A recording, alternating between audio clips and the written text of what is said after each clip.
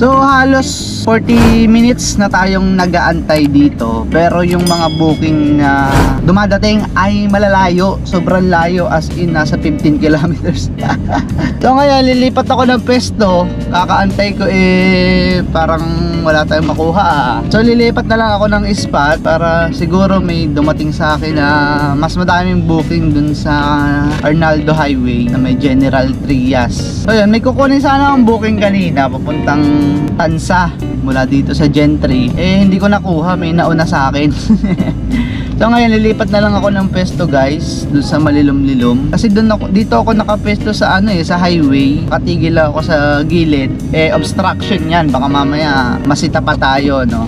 So ngayon lilipat tayo, at least makakuha man lang tayo ng isa. Actually makapag-umpisa tayo ng isang booking is tuloy-tuloy na yun, no. Along the way pwede tayong maghanap ng mga kasabay na booking, or kung malapit na is bagong booking, no. Meron sana kaso Tansa to Carmona, kaso pick up location niya is 11 kilometers, masyadong malayo. So ngayon wala pa tayong booking kahit isa. So nga pala sa nagtatanong, itong electric fan ko, bakit ba ako may electric fan dito, kung mahina daw ba yung aircon ko dito sa Mirage natin. So malakas yung aircon natin, hindi naman natatalo, no. Pero kaya ako may ganito is kapag tumitigil ako sa isang tabi, pinapatay ko yung makina, then nag-electric fan lang ako. So ngayon ang ginawa ko na lang is para mas makatipid ako sa gasolina guys, is ating blower ay nilagay ko sa level 1, tapos yung thermostat natin is nasa 1/4 lang. Kasi nung wala itong electric fan ko tong maliit, ang blower ko is nasa number 2 or 3, tapos kalahati yung aking thermostat, nasa 1/2 siya, no, 1/2 or more, palagpas pa lalo kung patanghali. So ngayon may electric pan ako nito, yung blower ko is level 1 lang, tapos kahit na yung thermostat ko ay nasa 1/4 lang, tapos ang lalaksan ko lang ay itong ating blower. So yun yung tip ko lang guys, kapag gusto nyong magtipid sa gas, lalo kung bumabiyahe naman kayo ng Lalamove na hindi tuloy-tuloy ang andar na sasakyan. O diba, kahit mag-antay kayo sa gilid-gilid at patayin nyo yung makina nyo, buksan nyo yung bintana, hindi kayo may initan. Kasi kahit nasa ilalim kayo ng puno, tapos buksan nyo lang yung bintana at wala kayong electric fan or nagsisirculate ng hangin, is mainit din talaga, lalo kung walang kahangin-hangin, no. So ngayon, kung gusto nyo makatipid is gayahin nyo to. Ito kasi sa pamangkin ko lang kinuha ko lang habang bukas yung makina mo, nagcha-charge siya. Tapos kapag tumigil ka, at least may charge na siya para pahanginan ka if ever, no. So ito, meron na naman Imus, kaso 11 kilometers away, napakalayo. So hanap lang tayo ng medyo malapit-lapit, at least 5 kilometers. So hindi na masama yun. So ngayon, tulad niyan, no, buhay siya, nakatutok lang sa akin, tapos bukas lang yung bintana ko. Pero as much as possible, yung dapat is nasa ilalim kayo ng puno. Kasi kung nasa initan din kayo is parang baliwala din, mainit din yung singaw nito, no. So yun lang ang kagandahan kapag may baon kayo nito, lalo na kung kayo ay kumakain. Pag kumakain kayo tapos tumigil na kayo sa ilalim ng puno, at least kahit 30 minutes kayong tumigil, hindi kayo may initan. Hindi nyo na kailangan bumaba ng sasakyan para hindi kayo may initan habang nag-aantay or kumakain, no. Kaya napakalaking bagay na may ganito kayo sa loob ng sasakyan nyo kung nagdi-delivery kayo, okay? So may mga bookings, kaso ang layo, 16 km yung pick up. Tingnan nyo, nag-ano pa siya, nag-tip pa, kanina 150 lang yan, no? 150 pesos, tapos Bacoor to Bacoor, 16 km yung pick up, cake daw, nag-plus siya ng 20. Carmona naman to, Naik, ang layo. Guys, nasa Gentry ako, tapos babatuhan ako ng Carmona papuntang Naik. So hindi ko makukuha yan. Kasi biyahe pa lang pa Carmona is talagang napakalayo na. Siguro may 20 kilometers din yan, or 30 kilometers, ganon. Malayo na masyado. Kaya ito, dito lang tayo sa Gentry, at dito tayo mag-iikot-ikot. Basta Gentry, kahit saan papunta yan, no? Wag lang pa Manila, kukunin ko yan. Ano ba yan? Order taking pause, 10 minutes gar. So yun mga kawasak, may kinancel kasi akong isa from Gentry to Nasugbu, Batangas for 600 plus pesos. So kano ba to? Cancelled. Oo nga, long distance, 60 kilometers guys, tapos 600 pesos lang. Tapos babawasan pa yung Nilalamove. Hindi ko kinuha, kinancel ko. Napaswipe agad daw, akala ko kasi malapit lang dito yun. Akala ko mga 30 kilometers lang or 20 plus ganun. So hindi, nasa 60 kilometers. Sabi ko parang lugi parang umuwi na ako ng Candelaria nun 600 pesos. So kinancel ko. Tapos nalimutan ko, may ano nga pala dito, may suspension kapag ka nag-cancel ka orders were canceled too frequently, let's take a break. Suspend tayo ng 10 minutes mga kawasak for the first time ulit dito sa Sedan. Kasi yung una kong cancel guys is nakamotor pa ako noon, 10 minutes din. So although kasalanan naman ni customer, kaya hindi naman ako nag-cancel, yung customer na nandun ako sa pick up point, pick up location. Hindi siya sumasagot sa tawag, yun yung mahirap sa Lalamove. Sa mga nagbubook ng Lalamove, yung mga pick up location is hindi sumasagot sa tawag. At ganun din minsan ang drop off location. No, pagkadating ko sa drop off location, tapos yung contact doon is hindi naman sumasagot. So ito ngayon, na-cancel ko, akala ko walang walang suspension. Nalimutan ko, may 10 minutes nga pala suspension pag nag-cancel ka kay Lalamove. Ano ba yan? Wala pa man din ako. Anong oras na 9:23. 8 mahigit na ako nakalabas. Wala pa rin ako kahit isang booking. No? Tapos ngayon, nasuspend pa ako. Antayin ko pa to. Hindi ako makakita ng panibagong booking. Ano ba yan? Pero tip ko lang sa inyo, kung magka-cancel kayo guys, is much better may isa na kayong ongoing para at least habang inaantay nyo yung suspension time nyo is may dinideliver kayong isa. So bali wala na yung suspension time nyo. So ngayon, wala naman akong ibang booking, kaya tapos nag-cancel pa ako, kaya yun, nasuspend ako. Tigil tuloy ako ngayon ng 10 minuto kakahanap ng booking. Woo! Let's go! Hello po, good morning sa Lalamove po. So yung pick up po ba yun sa may Bamboo Height pagkalagpas ng konti ng guard? Yun po yun, yung tindahan po ng karne? Apo. Sige po ma'am, okay, alam ko na po yan. Pa-wait na lang po ma'am, on the way na po sa on the way pa lang po sa pick up. So yun mga kausak, meron tayong booking. Pinakaunang booking, natapos na yung ating yung ating tawag doon, suspension. So guys, yung pick up location nito is, kung naalala nyo sa ibang vlog ko, sa aking dalawang magkasunod na vlog, is sa may Bamboo Heights, yung papuntang Cavite City ang drop off, no? So yung tindahan ng karne. Tapos ngayon, doon din tayo pupunta, iba namang drop off location guys. Hindi na sa Cavite City, ito ipapunta na sa Imos Cavite, no? So ngayon, on the way na tayo dun sa karnihan para pick upin yung karne. Jerry? Jerry. Kawit ba yun o Imus? Imus yata yun. Imus yung nakalagay yun. Tapos pagbukas sa mapa, pakawit. Lahat ba? Alin lang? Akala ko. Lahat yan eh. Palatang kayo dyan. Kakancel ko na yan. Tira ka lang boss ha. Okay. Ang dami naman. Sa Lalamove pa lang, nandun na lahat ng details. May kita kasi ngayon, di ba nauso na yung stop? Ha? Stop. Siya? Hindi, sa amin. Diba, may nauso yung binibete yung account? Oo, okay. Kaya nag-quit yung boss ko eh. Sa Cavite City nga, nakausap ko na eh. Kesa i-book nila sa Lalamove. Si yung pinsan ni, Ano ang tao? Yung Enchant Meat Store.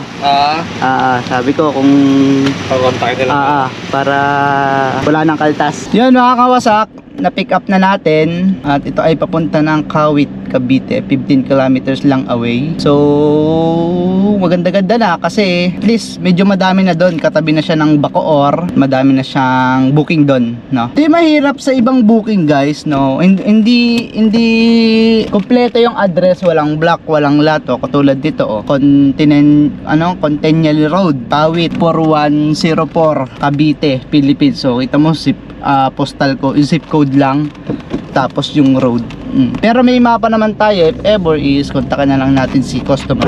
Kilala lang ako doon kasi 3 beses ko nang nakakuha dito ng booking sa kanila. 2 Cavite City, isang customer, tapos ito isang Kawit. So saan tayo pinadadaan ito? Right, yun lang mga kawasak, let's go sa ating first booking.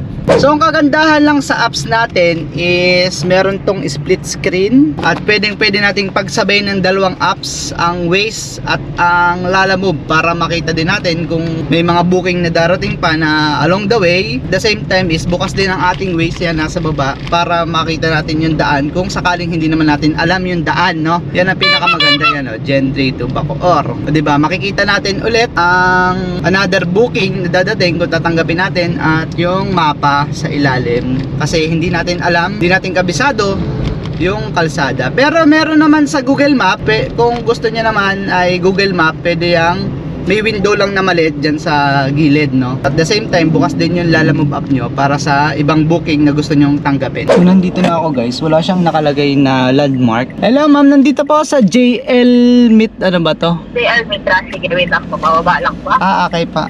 Thank you po. So, ang kagandahan lang mga kawasak is yung kanyang pick up location, drop off location is saktong-sakto. So, pababa na daw guys. Go! Dalawa lang. Thank you. So guys, paid by credit naman siya, kaya wala tayong kailangang kuhaing bayad sa kanila. Kumbaga sa Grab is Grab Pay, no? 300 pa, no? May 240 pesos tayo. So siguro dito muna tayo. Merienda with Sky Plaques. Himos to Bacoor. Pwede natin yan. Kuha natin guys. Let's go ulit. Iba ko tayong booking. Nakakaisang kagat pa lang ako sa tinapay ko eh. Pero kaya. Ay, sa loob pala to. Oo. Ito isa, siguro. Pwede yung pahiga. Ay, hindi.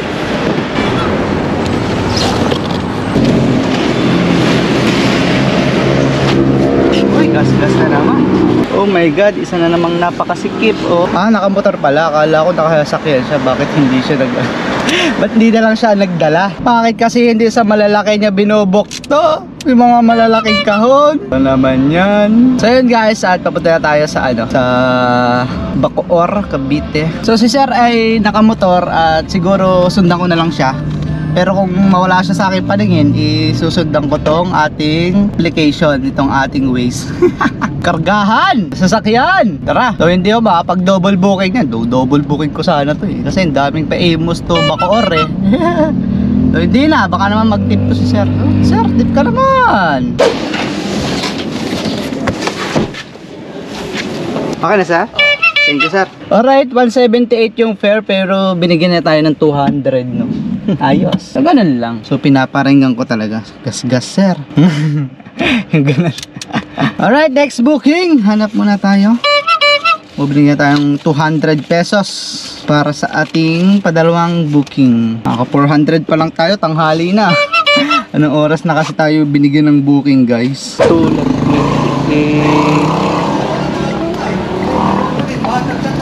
So ang hirap dito, walang address guys. Nasaan na yun? Wala akong makita dito nung landmark nila guys. Hello po, good morning po sa Lalamove po. Sir, nandito ako sa Tatis Laundry Lounge. Bakit you want, sir? Po, sinundan ko lang po sir yung pick up point po sa Google Map. Dito kayo sa Villa Amparo. Villa Amparo. Sige sir, pagtanong ko na lang muna. Sana po kayo, sana kayo. Ma'am, dito ako sa Tatis Laundry Lounge. Nakapasok ka ng sa loob. Opo. Na lang, yung karetila na lang. Ayan balik ka, unang kanto kanan ka na. Kung sa Tapit Condre ka. Babalik po, tas unang kanto kanan. Saan mo yung yellow na building? Apa. Okay pa, sige pa. Buti na lang may mga iskinita dito na kasya ang kotse. Madali tayo nakakabelta. So, apa. Dito po yan? Yan, mabigat ito ha. Okay lang po. Kasya naman po ano? Ay, ito nga ano. Mabibigat yan, puro mga Ay, mabigat nga. Marble. Ilang kilo po kaya lahat yan? Hindi naman kami per kilo. Ano yan? Kasi Kaya nga, hindi nila alam yan kung ilang kilo. 200 kilo. Kasi 4 kilo kasi ang presyo nila yan pag lalamog eh. Wala po bang makakatulong din sir? Ayan may karitila. Anong charge po yan pag ganyan? Kasi mabigat yan. Oo nga po eh. Sir, sobrang bigat po pala nung nung mga marbles. Paano pong gawin natin, sir? Kaya naman siguro pero lugi po sa bigat eh. Pwede sir, doblehin nyo na lang yung fare kung okay lang sa inyo. Gawa yan, sir, ay more or less sa isang box kasi niya 50 kilos di ba?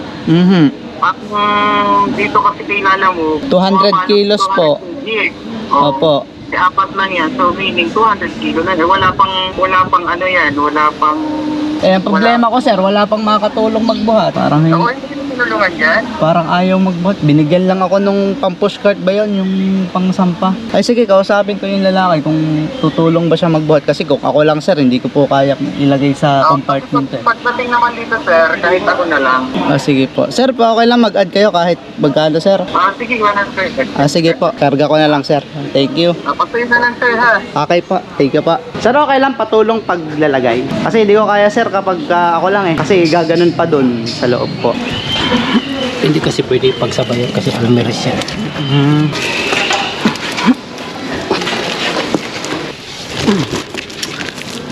Yok-yok oh.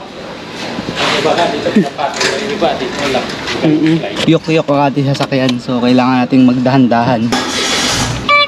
Sinagad ang 200 kilos. Yok-yok ang sasakyan. Yung nandun pa yung nakapula. Parang ayaw niya ako tulungan nung una. Sabi ko, sir, hindi ko kaya mag-isa yan. So kita yun, parang nakatingala yung sakyan natin ngayon. So yun, dahan-dahan na lang tayo.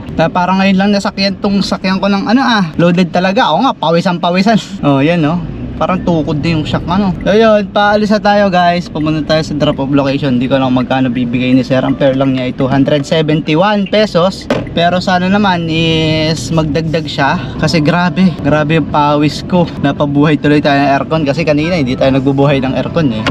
Tulungan ko sir. Sige. Hindi kaya na isa yan eh. Barilo yung pinagawa. Mabait naman ata sila dun eh. Ayaw pa nga po tumulong. Wala na kami tutulungin dito. Mali nga po yung pagkakabok ng sakit. Okay na po sir. Ulit sir, pag huwag na natin padaanin sa mo. Pwede ba sir? Sige po.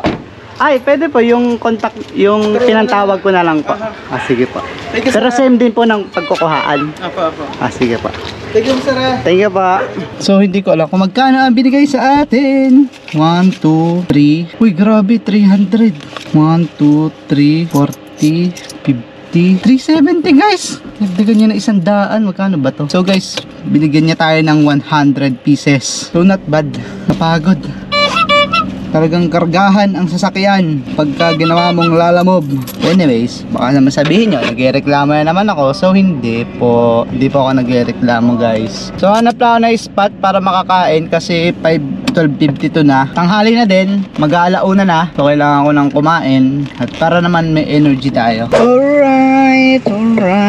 So nakahanap naman ako dito ng maganda-gandang spot para kumain, no. So nagugutom na din talaga kasi ako. So yung ating likod na to is naka-double kill ng sakay, Yung una is aircon, tapos yung sumunod is marmol. So nagalit pa nga si sir doon na ang mahal pala na nakuhaan nila ng marmol. So nagulat din siya kung gaano kabigat yung isinakay ko. Ang bigat nga naman guys, totoo lang. Talagang yung kotse natin is pinadahan-dahan ko lang, lalo sa mga lubakan, yung mga paganunan ng kalsada is talaga naman dinahan-dahan ko. So nagpaalam naman ako dito sa nagbabantay dito. Ito ay Rio de Oro na kung pwedeng kumain ako. Tumambay saglit. Ito, anong tawag dito? Sizzling hotdog. Hello? Ma'am, sa Lalamove po. Ano po kaya ipapadala nila, ma'am? Hagdan. Kasya po ba sa sedan yan, sa kotse po? Oo, kasi natupi-tupi naman to eh. Sige po, ma'am. Papunta na po ako. Thank you po. Hagdan? Ewan ko kakasya ha. Pero subukan natin, no? Subukan natin kung kakasya. So yan, pumunta na tayo sa pick up location. Ito ay paid by credit. Kasya dito or sa loob? Naku. Hindi kasya. Sa loob kaya. Ay, alam ko na. Baliktad natin, ma'am.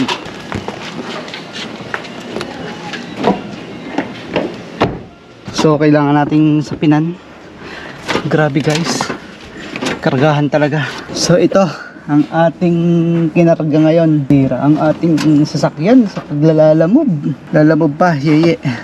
So, mga kawasak, naisakay na natin. Kaya ngayon is dadalhin na natin.